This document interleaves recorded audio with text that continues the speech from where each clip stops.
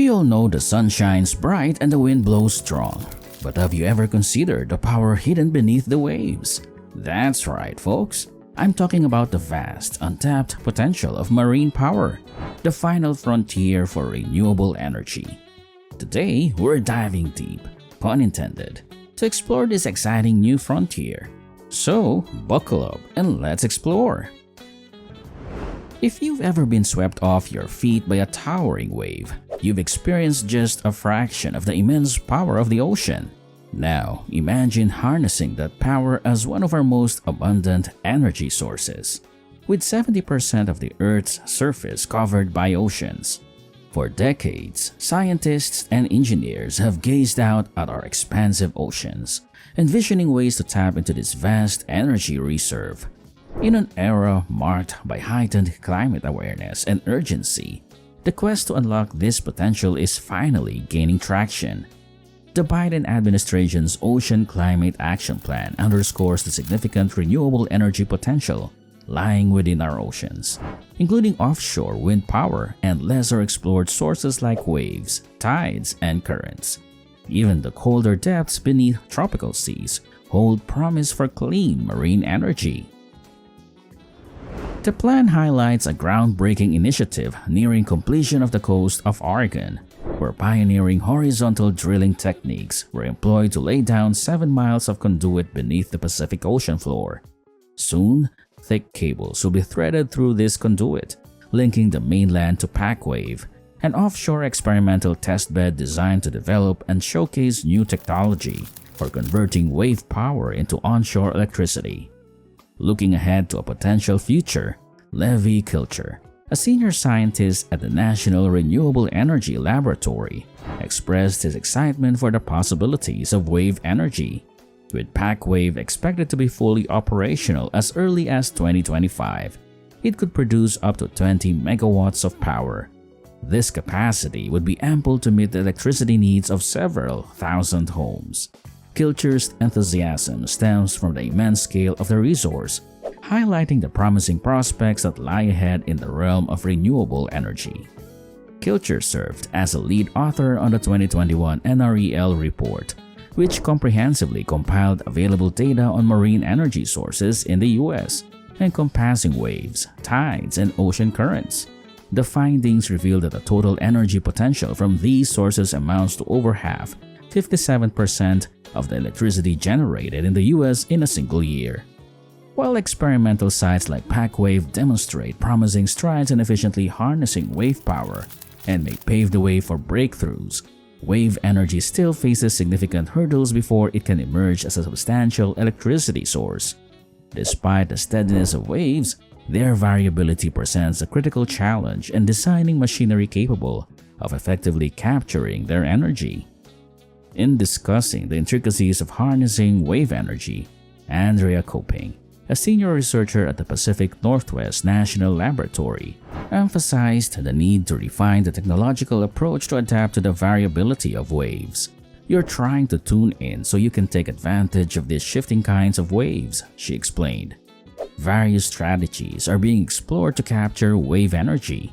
Some involve devices designed to ride atop waves, while others focus on converting the pressure waves exerted on the seafloor into usable power. Additionally, there are devices known as oscillating water columns, which function by compressing air as waves surge through them. This compressed air is then utilized to spin turbines, thereby generating energy. Waves represent just one potential avenue of exploration in the quest for marine energy, a field that continues to captivate scientists and officials alike. According to Andrea Coping, interest in another form of marine energy, ocean thermal energy conversion or OTEC, has been reignited. This method involves bringing up colder water from deeper ocean depths, which is then subjected to a heat exchange process with warmer surface water, akin to the operation of home heat pumps exchanging hot and cold air. This exchange propels a turbine, generating electricity in the process. While OTEC technology was initially pioneered in the 1970s amidst soaring energy prices, it failed to gain widespread adoption.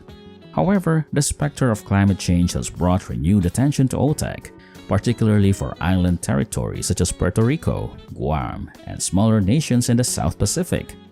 There's a real interest, and we really think it's going to go this time, Kopeng remarked optimistically. Despite its historical challenges, a small-scale OTEC plant has been operational in Hawaii for several years. Kopeng is hopeful about the technology's future, especially with new commitments from the US government and considerable interest from Japan and neighboring nations. The growing concern over climate change may spur increased funding for OTEC development. In the interim, the construction of smaller facilities, 10 megawatts or less, on land, rather than floating on the ocean, is making the technology more economically viable, according to Kopeng. Moreover, there's an additional benefit. In tropical regions where OTEC is most effective, the cold water pipes used in the process can also serve as a form of air conditioning. The U.S. coastline, spanning from Alaska to the Pacific Northwest and the rocky shores of Maine, often experiences climates where finding surface water warm enough for ocean thermal energy conversion, OTEC, is unlikely. However, these regions present prime opportunities for harnessing power from another source: tides. Tidal energy serves as the complementary counterpart to wave energy. While waves can occur unpredictably and ubiquitously, tides offer a more predictable and global phenomenon, albeit with power potential confined to specific locals.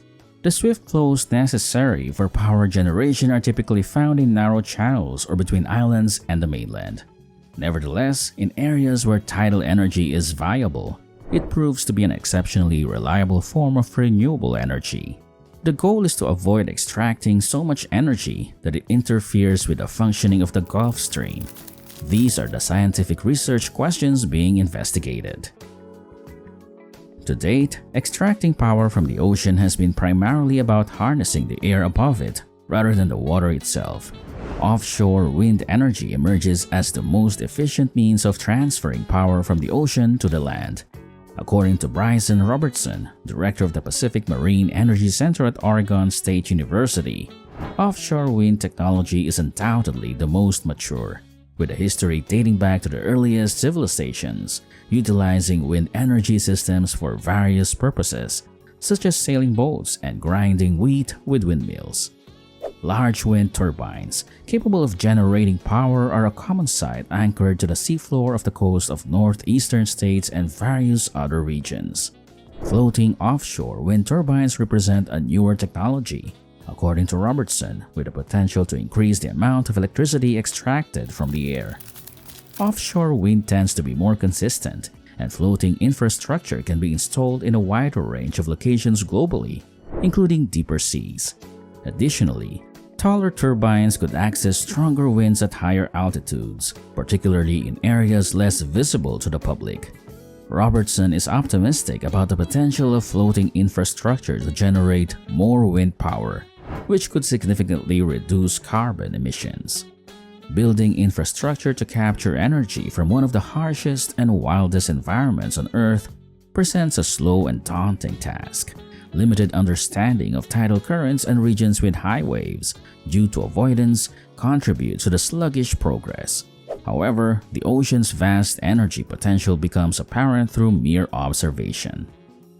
Moreover, there are numerous considerations to address, including the potential impacts of marine energy infrastructure on wildlife, the environment, local communities, and industries such as fishing. Robertson emphasized that uncertainty is the primary concern. With no previous large-scale deployments, the environmental impacts remain unknown. While acknowledging the deliberate pace of the policy process, Robertson stressed the urgent need for marine energy. Finding a balance between expediting technology deployment and environmental awareness is crucial. Accelerating the process is imperative for making a tangible difference in addressing climate change. Share your thoughts in the comments below. And if you like this video, click the next one shown on the screen. I'm sure you'll like it. Thanks for watching.